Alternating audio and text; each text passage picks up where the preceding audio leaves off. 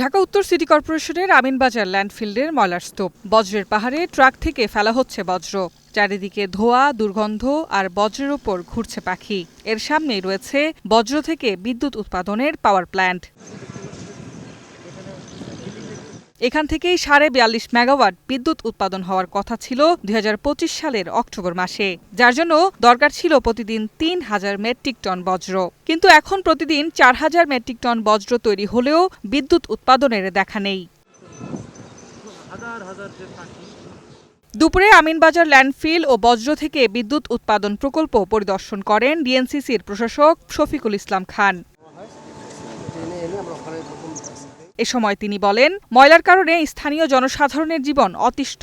বিষয়টি আমলে নিয়ে দ্রুত জনদুর্ভোগ কমাতে কাজ করবে ডিএনসিসি। জনগণের কোনো অসুবিধা হোক, এই বিষয়গুলোকে আমরা খতিয়ে দেখব। এখানে ময়লার যে স্তূপ রাখা আছে, সেই ময়লাগুলো ওভারফ্লো হয়ে অন্য ব্যক্তির মালিকানা জমিতে গিয়ে পড়ছে বিধায় এলাকার জনগণ এটাকে একটু খারাপ দৃষ্টিতে দেখছে। প্রশাসক জানান, আগামী ১.৫ থেকে ২ বছরের মধ্যে শুরু হবে ময়লা থেকে বিদ্যুৎ উৎপাদনের কাজ। যে সময়সীমা দেওয়া আছে, সেই সময়সীমার মধ্যে ১.৫ থেকে ২ বছর এরকম একটা লিমিট দেওয়া আছে।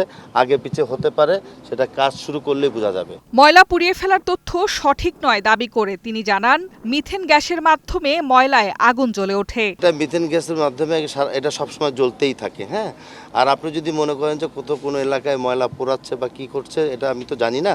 যদি এরকম আপনার দৃষ্টিগোচর হয়ে থাকে, আপনি আমাকে জানাবেন। H A Mitu, green news, Dhaka. সেটা হলো যে যদি